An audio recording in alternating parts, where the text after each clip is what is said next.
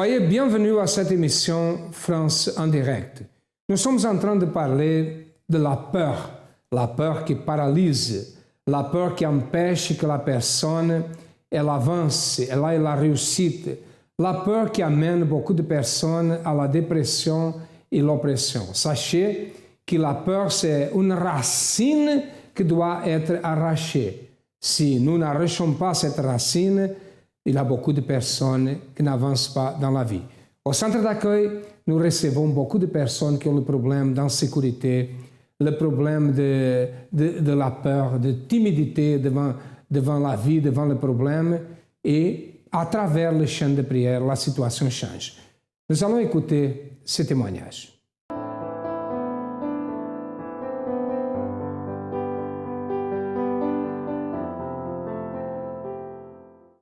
Avant, bien que j'étais à l'église, j'avais beaucoup de difficultés que je rencontrais à la maison. Du fait que je n'ai pas connu mon père, il est parti avant que je naisse. Donc en moi, j'avais cette peur, j'avais le fait que c'était moi, c'était de ma faute qu'il soit parti. Donc j'avais développé en moi une peur et aussi une haine envers lui parce qu'on passait beaucoup de difficultés à la maison. Donc pour moi, c'était lui le centre des problèmes et moi aussi.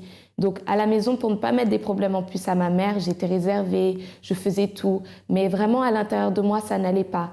J'étais remplie de tristesse, de colère, de haine et aussi d'insécurité. Avec mes frères, tous les soirs, il y avait des disputes, ils se bagarraient. Et moi, même malgré que j'étais petite, j'avais cette peur. Donc, à chaque fois, les nuits, je ne dormais pas. Donc, j'étais là pour veiller, pour pas qu'ils ne se battent parce qu'un pouvait mourir. Donc, j'étais vraiment avec cette peur toutes les nuits qu'un meurt avec les bagarres qu'ils avaient entre eux. Mais à l'extérieur, c'était totalement différent. Avec mes camarades, avec mes professeurs, j'étais agressive, toute cette haine, toute cette colère que j'avais, tout ce que je gardais à la maison, du fait des difficultés, je le sortais à l'école. Donc, quand je ne réussissais pas un exercice, je prenais mon cahier, je le lançais sur mon prof parce que j'avais vraiment cette colère, cette haine. Avec mes camarades, je les frappais, j'étais grossière. Et aussi, pour ne pas être rejetée par les autres, je faisais tout pour plaire. Donc, j'avais des mauvaises compagnies, je faisais n'importe quoi avec eux pour être acceptée, pour ne pas rester à l'écart. Mais le soir, quand je rentrais, j'avais cette tristesse, j'avais cette peur en moi. Et à plusieurs moments, il y avait cette pensée de mettre fin à ma vie, que si je n'étais pas née ou si je mets fin à ma vie, toutes les difficultés vont passer. Ma mère n'aura plus de difficultés, mes frères non plus, et à l'école aussi. Mais je n'ai pas eu ce courage. Donc à chaque fois, tous les jours, c'était la même chose. J'avais peur, j'étais en colère. Je voulais vraiment que toute la colère que j'avais, que les autres aussi le passent. Pas à l'intérieur de ma maison, mais à l'extérieur. Que mes professeurs ressentent aussi cette colère que j'ai, que mes camarades aussi ressentent la colère que j'ai, parce que eux, ils avaient leur père, ils avaient leur mère, mais moi, je n'avais que ma mère et mes frères. Donc, je voulais aussi qu'ils comprennent aussi la souffrance que j'avais à l'intérieur. Donc, j'étais là, j'étais grossière, je les frappais, je les insultais, je les rabaissais pour que eux ici, ils comprennent que moi, j'étais mal et que pourquoi eux, ils n'étaient pas. C'était en fait une frustration que j'avais à l'intérieur de moi. Parce que du fait de ne pas avoir mon père, je ne pouvais pas tout avoir parce que ma mère devait s'occuper de moi et de mes frères. Donc, on avait des difficultés financières. Donc, pour moi, c'était injuste qu'eux, ils n'aient pas de difficultés et que pour moi, j'étais la seule à avoir cette souffrance. Donc, pour moi, j'étais vraiment fâchée. Donc, à chaque fois que je les voyais avec quelque chose, je leur disais, eux, ils ont et pourquoi moi, je n'ai pas. Donc, voilà, encore une chose pour être agressive, encore une chose pour être fâchée contre eux et les rabaisser.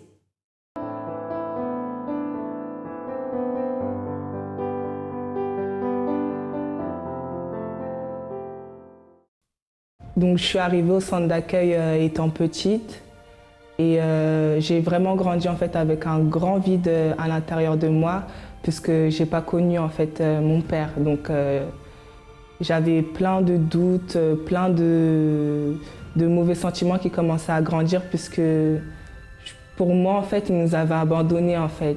Et quand je voyais ma mère en fait souffrir pour nous nourrir, pour prendre soin de nous en fait, ma haine grandissait encore plus, donc j'étais vraiment quelqu'un de renfermé, j'étais colérique, j'étais nerveuse, je me battais, je me comportais vraiment comme un garçon en fait. Et tout ça en fait, ça a engendré plein de choses.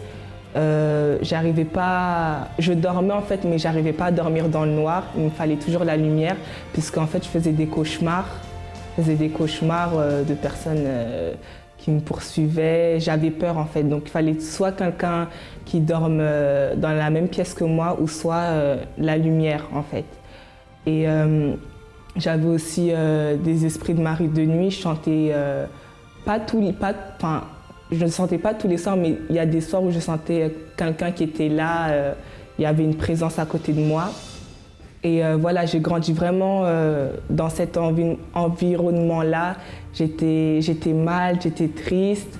Et après, je suis tombée dans plein de vies. J'ai commencé à voler, j'ai commencé à fumer, j'ai commencé à aller connaître plein de garçons. C'était vraiment du n'importe quoi en fait. C'est comme ça que j'ai grandi. Et à la maison, ça allait pas. Avec mes frères, on était toujours en train de se bagarrer, se disputer. C'était vraiment... j'avais vraiment une vie détruite. À la suite d'un échec, c'est là vraiment qu'il y a eu le déclic et j'ai décidé vraiment que ma vie, elle devait changer, que je ne devais plus vivre comme ça en fait. Donc j'ai commencé à participer aux chaînes de prière et j'ai aussi participé à une campagne d'Israël. Une campagne d'Israël pour que Dieu vienne vraiment à faire ce miracle-là, que je ne sais pas comment il va faire, mais que je puisse venir à retrouver mon père. Ça n'a pas été facile puisqu'il y a eu plein de moments où je voulais désister, plein de moments où vraiment la faiblesse, elle était là pour me mettre par terre. Et comme j'avais cette envie en fait de changer, j'avais vraiment cette détermination d'aller de l'avant, j'étais plus que déterminée. Suite à tous ces propos et à la campagne d'Israël, voilà, Dieu l'a vraiment béni. Premièrement, voilà, il m'a délivrée de tous les vices que j'avais, de tous ces mauvais sentiments qui étaient dans mon cœur par rapport à la situation de ma vie. Et par rapport à la campagne d'Israël, en fait, j'ai retrouvé mon père. En fait, c'est trop fort puisque je m'y attendais même pas. Et un bon jour comme ça, le fixe il a sonné et en fait, c'était mon père. Donc voilà, j'ai pu le retrouver. Donc maintenant, on est en contact. Et voilà, Dieu il a fait beaucoup de choses. Il m'a vraiment changé, il m'a transformée. Maintenant, je ne vole plus, je suis plus colérique, je ne me bats plus. Plein de choses encore. Je suis plus viciée. Je suis plus triste. J'ai plus ce triste-là en moi, j'ai plus ce vide en moi. En fait, il a tout comblé. Maintenant, voilà, j'avance, je suis baptisée du Saint-Esprit. Et voilà, et maintenant, le centre d'accueil, c'est devenu ma famille, c'est ma mère, c'est mon père, c'est mon école, c'est là où j'ai appris à avancer, c'est là où j'ai appris à avoir une grande vision, c'est là où j'ai appris à me battre, c'est là où j'ai appris vraiment qu'est-ce que c'était la vie et comment il fallait être pour la mener, pour grandir, avancer. Et c'est fort. Avant d'arriver au centre d'accueil, j'étais avec mon père. Et à l'âge de 11 ans, ma mère elle est partie me chercher. Et quand je suis arrivée, ma mère elle avait eu des enfants après moi. Donc ce qui fait qu'avec mes sœurs, on ne s'entendait pas parce qu'elles ne m'acceptaient pas. Donc, il y avait ma grand-mère qui venait de temps en temps à la maison. Quand elle venait pendant les vacances à la maison, elle me disait, quand elle ne s'entendait pas avec mon père, elle disait des choses péjoratives par rapport à mon père et moi je n'acceptais pas. Et à chaque fois on se disputait jusqu'à un jour où je me suis battue avec elle. Donc du coup ça a mis une certaine tristesse, donc du coup j'étais enfermée. Et j'étais tout le temps dans la chambre en train de pleurer, arrivé à un point où je mangeais plus, je m'alimentais plus du tout parce que j'avais plus envie de vivre parce que je me suis dit si on m'accepte pas, alors à quoi bon vivre? Donc du coup je mangeais plus, donc ma mère elle a commencé à me poser des questions parce que je devenais de plus en plus pâle, je maigrissais. Donc du coup elle a commencé à se poser des questions, pourquoi j'étais comme ça. Donc on est parti voir le médecin et c'est là que le médecin lui a dit que j'étais en train de faire une tentative d'anorexie. Donc et après avec mes sœurs aussi ça n'allait pas à la maison parce qu'on se disputait, on se bagarrait. Et avec ma mère, c'était on se disait juste bonjour et après voilà. Il n'y avait pas de compréhension, il n'y avait pas de... Enfin, il n'y avait aucun lien mère-fille. Et donc, ce qui fait que j'étais là. Il y avait mes sœurs, ma mère, elle s'occupait de mes sœurs et il y avait moi. Donc, ce qui fait que j'étais... quand la famille venait rendre visite, je disais juste bonjour et je rentrais directement dans ma chambre.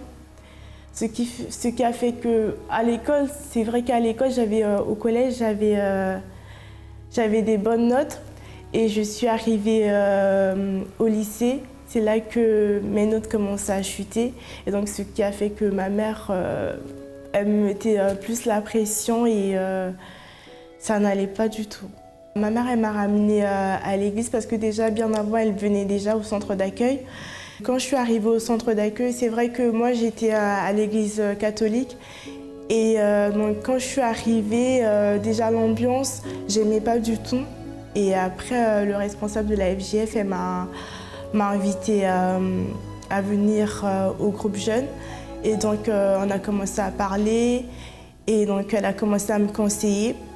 Donc ce qui a mis une révolte en moi. Je me suis dit, il faut que je change parce que je voulais plus être la même personne, plus cette fille angoissée, triste, enfermée. Donc c'est là que j'ai pris la décision de changer. Donc je commence à venir à l'église, à participer aux chaînes de prière. J'ai accepté l'invitation du responsable, je suis venue au groupe jeune et j'ai vu que les jeunes n'étaient pas... c'est vrai que quand je suis venue, je ne voulais pas participer aux activités parce que je me disais que j'étais une personne timide. Mais au fur et à mesure, quand j'ai commencé à participer aux activités, c'est là que j'ai commencé à me lâcher. À la maison, c'était avec mes sœurs, on ne s'entendait pas, on se disputait. Et donc on a commencé à se parler, à avoir une entente avec ma mère. Elle me confiait pas des choses parce que c'est vrai que je disais qu'à chaque fois c'était à cause de ma mère, mais cette campagne m'a permis de voir que le problème ne venait pas de ma mère, ça venait de moi, vu que déjà j'ai été une personne enfermée, vu que j'allais pas vers ma mère, donc elle non plus, elle faisait pas le premier pas.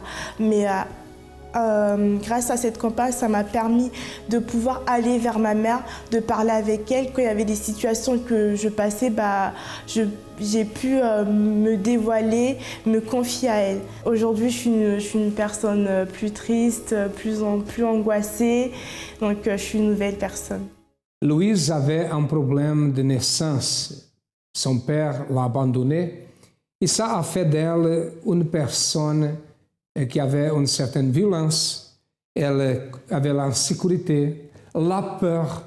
Et normalement, quand une personne est peureuse, quand une personne a la peur, elle veut montrer aux autres qu'elle est une personne forte. Et ça fait que la personne devienne violente. Et la personne utilise la mauvaise arme contre l'ennemi qui n'est pas le coupable, parce que l'ennemi, c'est d'origine spirituelle. Vous savez que le diable, il utilise la peur pour dominer l'être humain.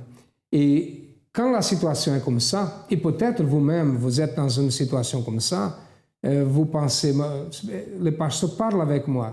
Cet homme qui est là, il parle de moi, il parle des problèmes qui sont dans ma vie. C'est pour cela que nous sommes ici, pour vous dire qu'il y a une solution. Mes amis, il y a une solution. C'est comme ça que Louise est arrivée au centre d'accueil. Elle aimait voir les autres dans la souffrance parce qu'elle était victime de souffrance, victime d'abandon, et cette peur l'amenait à agir comme ça. Nous allons voir qu'est-ce qui s'est passé après qu'elle est arrivée au centre d'accueil.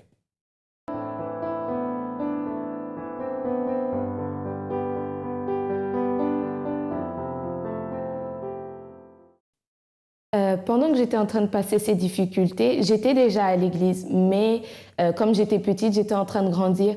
Mais une fois, comme j'étais jeune, j'ai participé à la Force Jeune France et j'ai entendu une parole qui a fait un déclic, vraiment. J'ai compris que toute cette tristesse que j'ai, il y avait une solution. Et cette haine aussi, il fallait qu'elle sorte parce que si je voulais cette solution, il fallait que j'enlève cette haine parce que j'ai trouvé que la source, la racine de tout, c'était cette haine que j'avais envers mon père. Donc, c'était aussi pendant une campagne d'Israël. Qu'est-ce que c'était? C'était le moment où je pouvais me lancer, enlever cette haine et mettre le pardon à l'intérieur de moi pour avancer. Donc, qu'est-ce que j'ai fait? J'ai travaillé sur moi. J'ai travaillé sur moi afin de voir tout ce qui n'allait pas. Et aussi, j'ai sacrifié ce que j'avais. Par exemple, les mauvaises compagnies, le fait de plaire à tout le monde. C'était une chose qui était en moi. J'avais vraiment, c'était la chose qui me permettait de vivre, on va dire. Mais j'ai compris que si je continuais à vivre comme ça, je n'allais pas avancer, je n'allais pas réussir à être moi-même. Donc, j'ai tout remis entre les mains de Dieu. J'ai vraiment coupé toutes les mauvaises compagnies que j'avais. J'ai arrêté de faire des bêtises. J'ai aussi sacrifié le fait de dire des gros mots parce que pour moi, c'était une façon de m'exprimer vraiment. Mais j'ai sacrifié ça. Je me suis tournée vers Dieu. J'ai fait le sacrifice des jeûnes aussi. Les jeûnes, c'était compliqué pour moi parce que c'était les moments où j'avais faim alors que d'habitude, je n'ai pas tout le temps faim. Mais j'ai vraiment sacrifié ces moments-là pour Dieu. Ensuite, j'ai aussi fait un travail sur moi-même pour pardonner à mon père parce que c'était compliqué.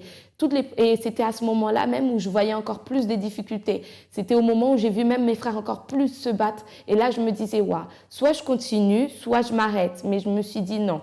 Si c'est ce chemin-là, si c'est vraiment à travers cette campagne que je vais réussir, j'y vais jusqu'au bout. Donc, j'ai continué de plus fort, plus fort. Et c'est là où j'ai pu voir quand même un changement.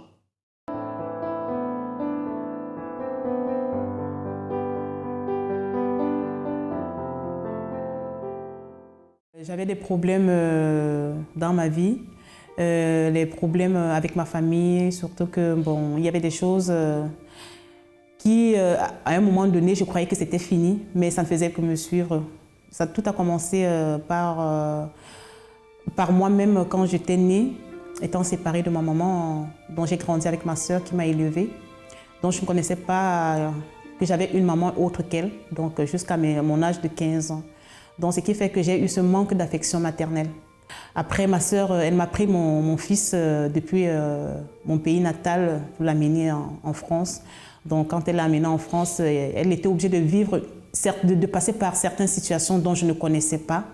Et bien après, une année après, je les ai su. Dieu a permis que j'arrive en France. Et quand je suis arrivée en France, le temps de m'intégrer, je ne savais pas comment les choses se passaient, donc j'étais un peu perdue. Je devrais mentir dans tous les cas, je devais mentir. Mentir à qui? À mon fils, que je n'étais pas sa mère.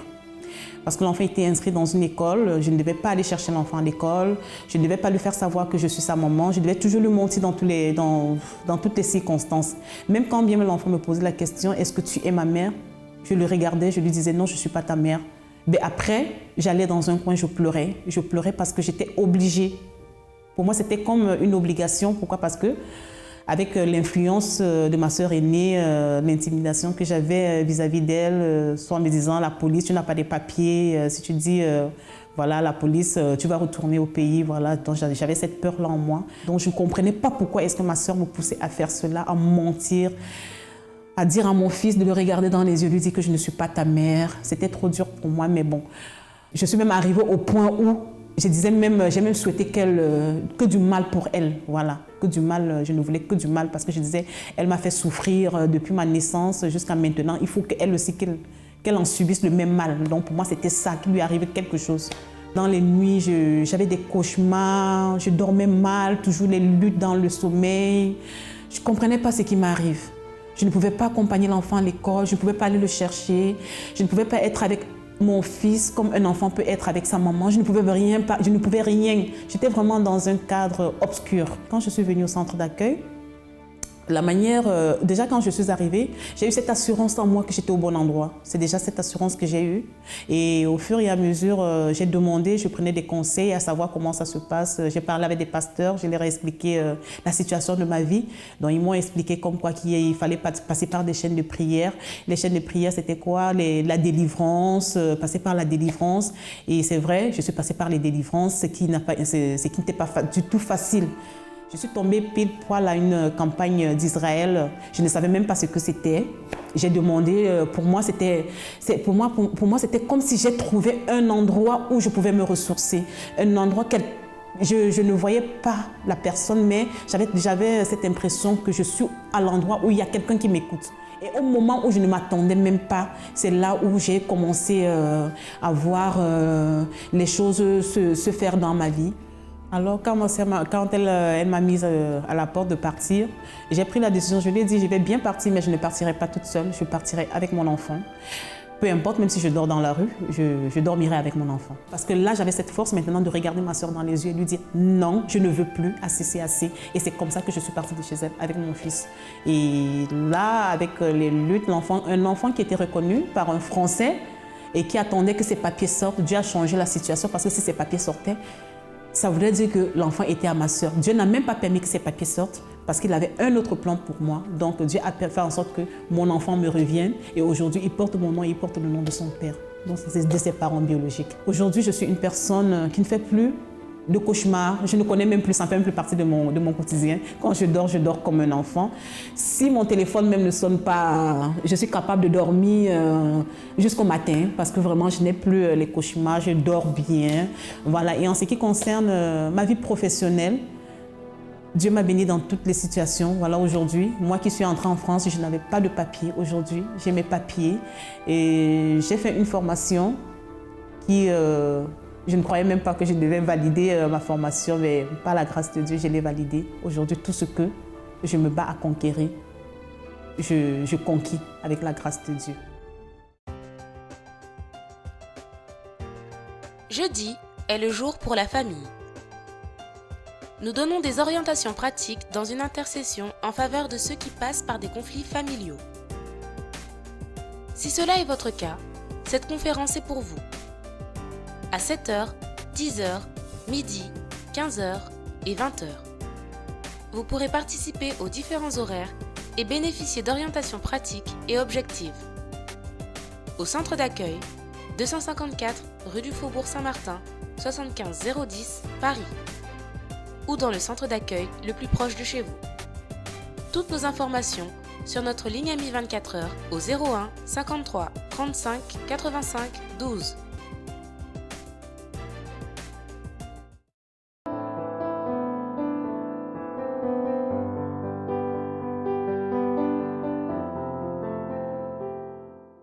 Et après cette campagne, j'ai fait un premier pas, j'ai réussi à pardonner à mon père, mais ce n'était pas terminé, il fallait encore faire beaucoup, il y avait encore beaucoup de travail à faire. Et campagne après campagne, ensuite il y a aussi eu les jeunes de Daniel, donc j'ai développé aussi cette alliance que j'ai avec Dieu. J'ai aussi fait des campagnes pour avoir une vie meilleure au niveau financier, au niveau de mes études, au niveau de ma famille. Et maintenant, mes frères s'entendent. Avant, c'était vraiment deux ennemis, mais maintenant, ils sont amis, ils parlent. Avec ma mère, ça va beaucoup mieux. Mes frères, vraiment ma famille, on est unis maintenant. À l'intérieur de moi, je n'ai plus de haine, je n'ai plus de peur, je n'ai plus d'insécurité, je me sens mieux. Et j'ai réussi vraiment à avoir la confiance en moi. Je n'ai plus besoin de plaire maintenant aux autres pour me sentir bien. Je sais que maintenant, à partir du moment où je plais à Dieu, tout va bien. Je suis mieux, je suis joyeuse, je ne suis plus grossière, je n'ai plus de mauvaise compagnie. J'ai trouvé maintenant des amis vraiment avec qui on a la même alliance avec Dieu et tout va bien maintenant. Et c'est vraiment grâce au centre d'accueil que j'ai réussi à avancer. Pour moi, le centre d'accueil, ça a été vraiment une école pour développer. Parce qu'on a tous un avantage, on a tous quelque chose en nous. Mais le problème, c'est qu'on le cache. Mais vraiment, avec le centre d'accueil, j'ai compris qu'en étant nous-mêmes, on peut réussir. Avec toutes les insécurités que j'avais, si je n'avais pas eu cette aide d'autres personnes qui étaient là au centre d'accueil, je ne serais pas là aujourd'hui. Il y a aussi un amour qu'on nous donne. L'amour peut-être qu'on n'a pas ouvert notre famille. J'ai aussi trouvé cet amour en moi, ici.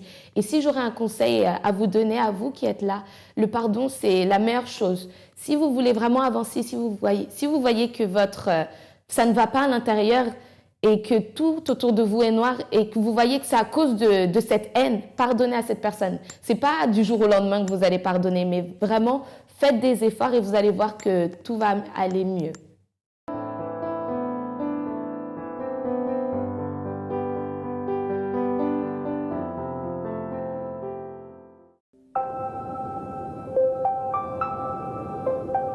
Parfois, vivre devient difficile.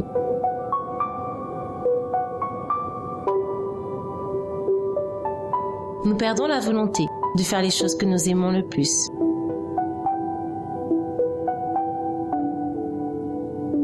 Nous connaissons cela car nous sommes passés par là. Il existe une solution.